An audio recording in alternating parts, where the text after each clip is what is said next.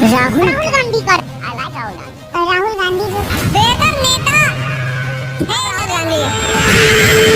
एक ऐसा इंसान जिसने अपनी दादी और पिता दोनों को आतंकवाद का शिकार होते देखा। एक ऐसा नौजवान जिसने दुनिया के सबसे बड़े यूनिवर्सिटीज में अपनी पढ़ाई पूरी की, लेकिन जब उसने राजनीति में कदम रखा तो उसका स्वागत तालियों से नहीं बल्कि तानों से हुआ। मेन स्ट्रीम मीडिया और सोशल मीडिया ने उसे बेवकूफ और पप्पू बना दिया। राहुल गांधी पप्पू है। राहुल गांधी के पास तो दिमाग ही नहीं, इसलिए राहुल गांधी बहुत बड़ा है राजनीति। राहुल पप्पू। राहुल गांधी के पास में कोई मुद्दा है ही नहीं। राहुल जो है वो खुद जो एक पप्पू है। तो क्या कहते हैं, मंद को देने बोलता है। लेकिन क्या वाकई में राहुल गांधी सिर्फ एक मजाक है या सत्ताधारियों की साजिश? राहुल गांधी जिसने तमाम हार और अपमान के बाद खुद को फिर से साबित किया, और कैसे वो आज सत्ता से सीधे सवाल पूछने वाले सबसे बड़े नेता बन गए। एक ओबीसी अफसर नहीं दिख रहा, एक आदिवासी अफसर नहीं दिख रहा, एक दलित अफसर नहीं दिख रहा।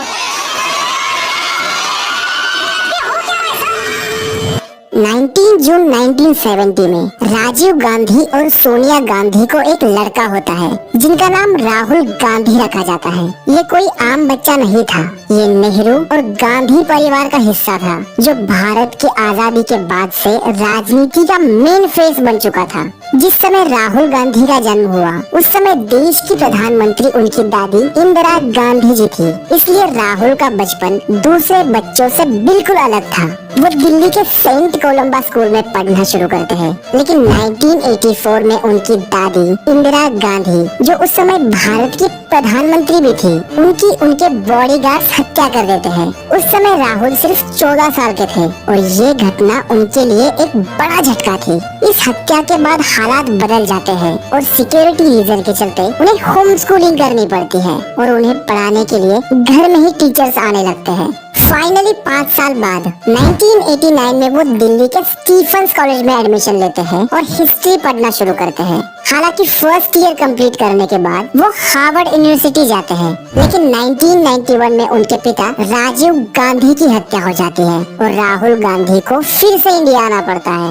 उस वक्त देश में आतंकवाद और राजनीतिक हिंसा चरम पर थी, इसलिए सिक्योरिटी रीजन के चलते वो राहुल विंसी इस फेक नाम के साथ फ्लोरिडा में रोलिंस कॉलेज में पढ़ने लगते हैं ताकि उनकी असली पहचान छुपे और वो एक नॉर्मल स्टूडेंट की तरह जीवन बिताए। In 1991, after Rajiv Gandhi was assassinated by Tamil Tigers, the threat to Rahul Gandhi was very high, and he was advised to take a name Rahul Vinci during that time in his rolling, and his identity was only known to university officials. वहाँ Rahul Gandhi global economy, development economics और international relations की पढ़ाई पूरी करते हैं। इसके बाद वो ट्रिनिटी कॉलेज कैम्ब्रिज जाते हैं और वहाँ से 1995 से 1970 के बीच एमफिल इन डेवलपमेंट स्टडीज की पढ़ाई पूरी करते हैं। 1998 में वो भारत लौटते हैं और कुछ साल तक प्राइवेट सेक्टर में काम करते हैं, क्योंकि राहुल गांधी को शुरुआत में पॉलिटिक्स में कोई इंटरेस्ट नहीं था, लेकिन उनकी फैमिली की लेगेसी की वजह से राहुल गांधी को पॉलिटिक्स में आना ही पड़ता है। 1998 में जब वो इंडिया लौटे तब उस समय भारत के प्रधानमंत्री बीजेपी के अटल बिहारी वाजपेयी थे। दूसरी तरफ सोनिया गांधी अगला प्रधानमंत्री बने, इसलिए कांग्रेस पार्टी अपना पूरा जोर आने वाले इलेक्शन पर लगा रही थी। अब राहुल गांधी की पूरी फैमिली पॉलिटिक्स में कूद पड़ी थी, इसलिए वो भी पॉलिटिक्स में कूद पड़ते हैं। फाइनली 2004 का समय आता है और एक बार फिर से देश में चुनाव होते हैं। देखो, अमेठी कांग्रेस की गद्दी है और वहाँ से कांग्रेस को कोई हरा नहीं पाता था, इसलिए राहुल गांधी को अमेठी से चुनाव लड़ाया जाता है और पहली बार में ही वो 2.9 लाख वोटों से जीतकर एक धमाकेदार शुरुआत करते हैं। 2004 के इलेक्शन में पूरी कांग्रेस चुनाव जीत जाती है और यूपीए का गठन करके 543 में से 335 से अधिक सदस्यों का आरामदायक बहुमत हासिल करती है।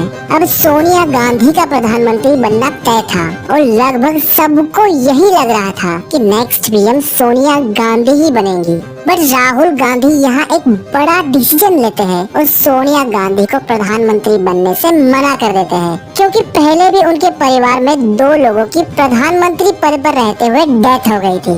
इसलिए उन्हें अपनी मां को लेकर बहुत डर लग रहा था। इसलिए वो सोनिया गांधी को प्रधानमंत्री बनने से साफ मना कर देते हैं। इसके बाद 22 मई 2004 को फाइनली डॉक्टर मनमोहन सिंह भारत के प्रधानमंत्री बन जाते हैं।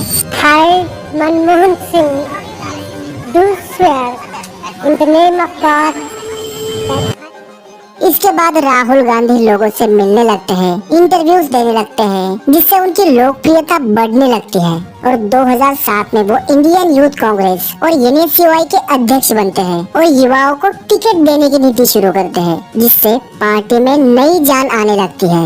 इसके बाद वो ग्रामीण इलाकों में जाते हैं, जहां वो किसानों से मुलाकातें करते हैं, उनकी समस्याएं सुनते हैं, इंग्लिश में, हिंदी में कई इंटरव्यूज देते हैं, जिससे राहुल गांधी की लोकप्रियता और बढ़ने लगती है। और 2009 में जब दोबारा इलेक्शंस होते हैं तो राहुल गांधी 3.9 लाख वोटों से जीत जाते हैं। 2009 में कांग्रेस 206 सीटें जीतकर फिर से सत्ता में आती है और एक बार फिर से मनमोहन सिंह देश के प्रधानमंत्री बनते हैं। इस जीत के साथ राहुल गांधी की भूमिका भी बढ़ जाती है और 2013 में वो कांग्रेस पार्टी के वाइस प्रेसिडेंट बन जाते हैं। देखो, यहाँ तक राहुल गांधी का अच्छा राइज हुआ था और लोगों के बीच उनकी अच्छी इमेज बनी हुई थी। लेकिन ये आता है 2014 और यहाँ से राजनीति पूरी तरह से बदल जाती है। अगले लोकसभा इलेक्शन के लिए बीजेपी की तरफ से नरेंद्र मोदी का चेहरा पहली बार देश के सामने आता है और वो अच्छे दिन आने वाले हैं का कैंपेन चलाते हैं और कांग्रेस के परिवारवाद के खिलाफ जमकर आवाज उठाते हैं।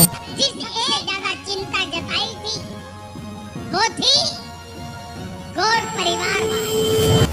वो लोगों के मन में ये विश्वास बनाते हैं कि अगर मोदी जी प्रधानमंत्री बनेंगे तो वो महंगाई कम करके देश में अच्छे दिन लाएंगे। अच्छे दिन,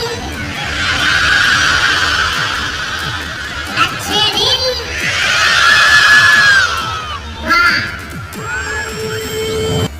साथ ही नरेंद्र मोदी हर भाषण में राहुल गांधी को शहजादा कह के संबोधित करने लगते हैं और खुद को वो एक साधारण से घर से आने वाला चाय वाला कहने लगते हैं। मैं चाय वाला हूँ, मुझे मालूम है, चाय भी नहीं आती 90 पैसे में।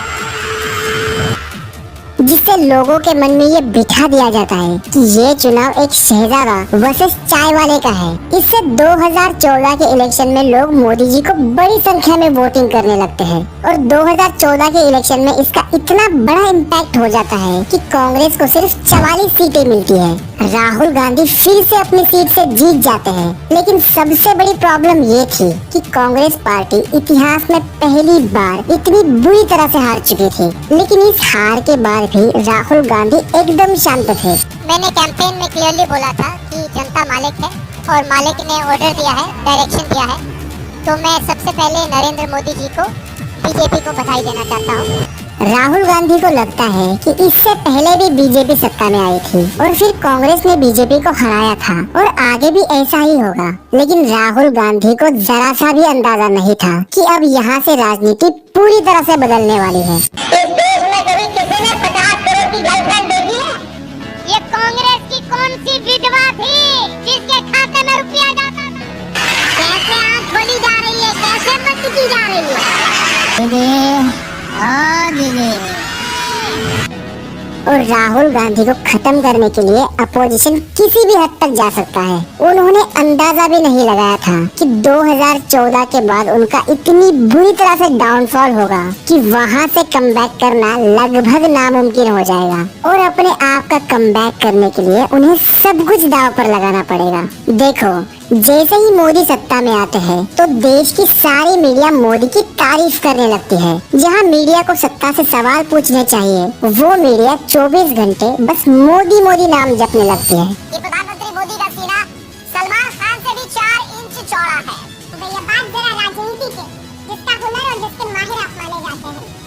प्रधानमंत्री नरेंद्र मोदी जी, नमस्कार। कहाँ से आती है? इस चुनाव के नतीजे सेंट्रल गवर्नमेंट को भी हिला सकते हैं। इसी टाइम पर राहुल गांधी ने इतना बड़ा मुद्दा उठाया है और मोदी के पास कोई जवाब नहीं है। अब देखना ये है कि आने वाले बिहार चुनाव के नतीजे क्या असर दिखाते हैं। लेकिन बीजेपी ने जो राहुल गांधी की इमेज इतनी खराब बनाई थी, उन्हें तो राहुल गांधी ने बता दिया कि वो पप्पू तो बिल्कुल भी नहीं है।